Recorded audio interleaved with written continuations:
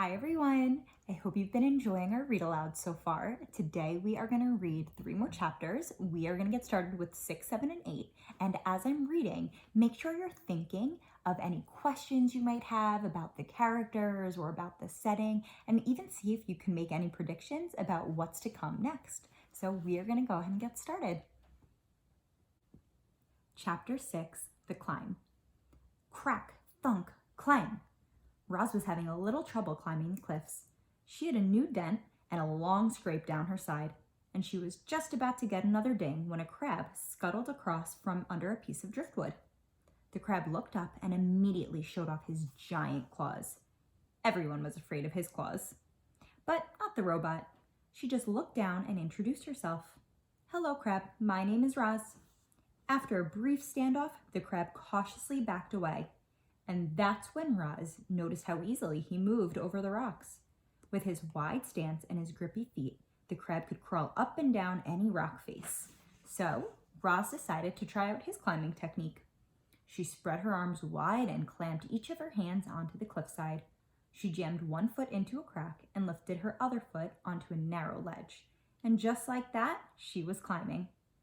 Roz moved awkwardly at first. A chunk of rock crumbled in her hand, and she had trouble finding footholds. But as she climbed higher and higher, she started to get the hang of it. Seagulls squawked from their cliff nests and soared away when the robot came too close. But Roz paid them no mind. She was focused only on getting to the top. Up and up and up she went, methodically climbing past nests and ledges and tiny trees rooted in the cracks. And before long, our robot felt the soft soil of the island beneath her feet.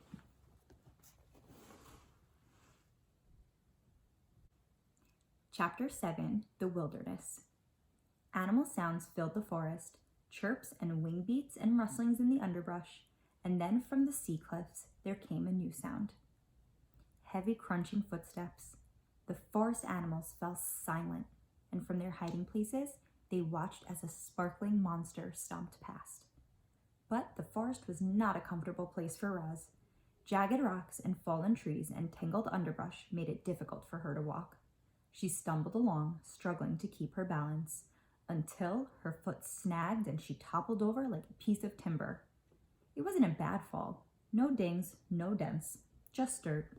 But Roz was programmed to keep herself in good working order. And once she was back on her feet, she immediately began cleaning herself off.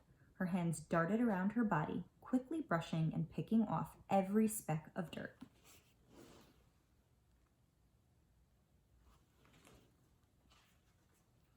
Only when the robot was sparkling again did she continue through the forest. Roz stumbled on until she found a patch of ground that was flat and open and carpeted with pine needles. It seemed like a safe place, and safety was all the robot really wanted. So she stood there, motionless, all perfect lines and angles set against the irregular shapes of the wilderness. Chapter 8, The Pine Cones. If you stand in a forest long enough, eventually something will fall on you. And Roz had been standing in the forest long enough.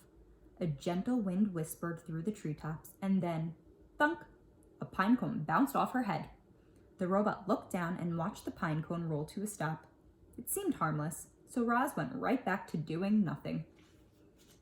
A few hours later, a gust of wind rushed through the treetops, and then, thunk, the robot looked down as another pine cone rolled away. And then, a few hours after that, a howling wind tore through the treetops. It bent trunks and shook branches, and then, thunk, thunk, thunk, pine cones began raining down. Thunk, thunk. Roz felt something like annoyance. Thunk. She quickly scanned the area for somewhere safe from pine cones, and she spotted the perfect place when she looked up at the huge rocky shape that towered above the forest. I hope you enjoyed today's read aloud. Don't forget, keep track of some questions and even predictions that you might have for the next few chapters. I'll see you tomorrow. Bye.